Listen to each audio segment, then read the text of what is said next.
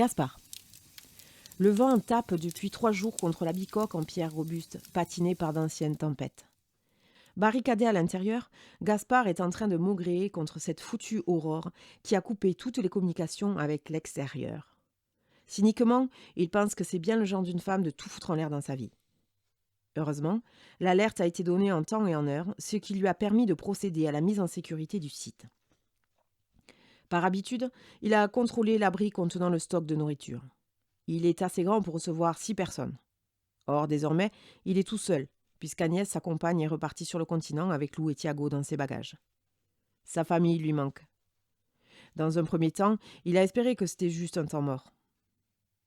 Agnès avait eu beaucoup de mal à s'acclimater sur Little Mermaid Island. Le boulot ne manquait pas pour eux deux. Gaspard s'occupait de toute la surveillance et les réparations, tandis qu'Agnès gérait les cottages des touristes et l'école à la maison. Mais il avait vu sa compagne s'étioler au fur et à mesure. Il faut dire que les conditions étaient un peu rustiques, mais c'est également pour cela que l'île accueillait autant de touristes entre mai et septembre. Chaque cottage comportait 6 couchages.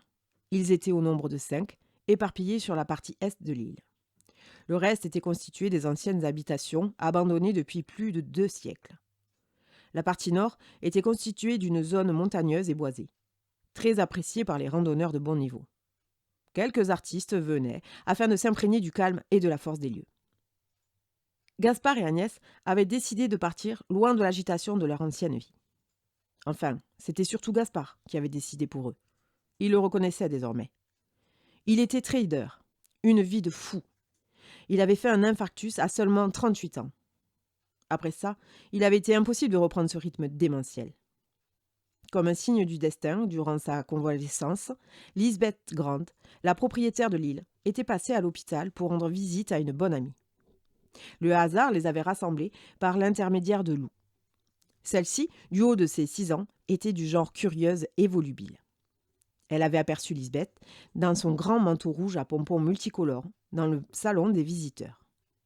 Sans réfléchir, elle avait donc foncé droit sur la belle dame emmitouflée pour lui dire ô combien elle aimait sa tenue.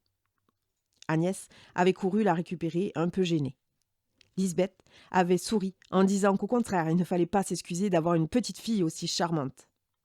De fil en aiguille, Lou avait présenté son papa. Et il avait été question de son désir de vivre une nouvelle vie plus adaptée après avoir vu la mort de si près. Le lendemain, Hugh Grant accompagnait Lisbeth.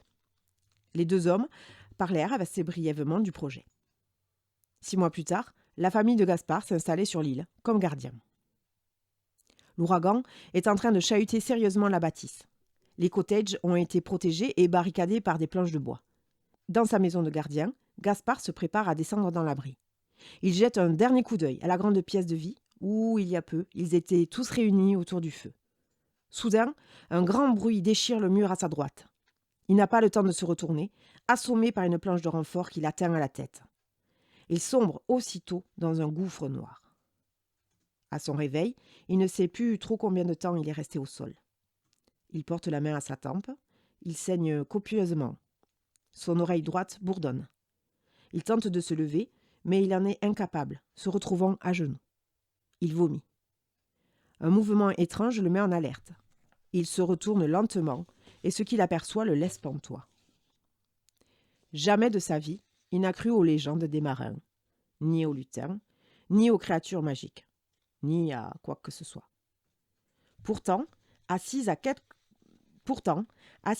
mètres de là, l'air aussi éberlué que lui, une sirène le regarde intensément. Passées les premières minutes de questionnement interne, elle décide de prendre la parole. Elle lui explique qu'elle a été projetée par une lame de fond. Il lui demande si elle est blessée, mais il semble que non. Simplement désorientée. Elle s'inquiète de sa tête à lui qui saigne abondamment. Il déchire alors un morceau de sa veste et avec son écharpe se fait un bandage de fortune. Elle s'inquiète d'être coincée là, sur la terre ferme. Il lui dit que s'il retrouve quelque force, il va pouvoir l'aider à aller jusque dans la baignoire pour maintenir son corps dans l'eau. Elle ricane. Elle lui explique alors qu'elle peut survivre de longues heures sans être dans l'océan. Que souvent, elle s'assoit à la pointe rocheuse du bout de l'île pour regarder danser les vagues dans le soleil couchant. Non, si elle souhaite repartir, c'est parce qu'elle n'est pas faite pour vivre dans un tel endroit. Elle serait terriblement malheureuse sans sa famille, ses amis et ses repères du fond des mers. Il ne dit rien, en repensant à Agnès.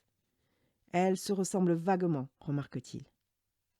Elle lui demande s'il est heureux, lui, enfermé tout seul sur son île. « Tu avais l'air plus heureux quand les petits terriens étaient avec toi, » constate-t-elle. Il hoche la tête en silence. Elle a raison. Il n'a plus le goût à rien depuis que les enfants sont partis. « Aide-moi à retrouver l'océan, s'il te plaît. Ta maison, c'est là où habite ton cœur. » Gaspard se réveille une nouvelle fois. Sa tête lui fait mal. Il porte la main à sa tempe. Pas de bandage. Il saigne copieusement. Son oreille droite bourdonne. Il tente de se lever. Il vomit. Il tombe à genoux. Il se retourne. Aucune trace de sirène. Juste la grande planche de renfort qui a traversé la fenêtre.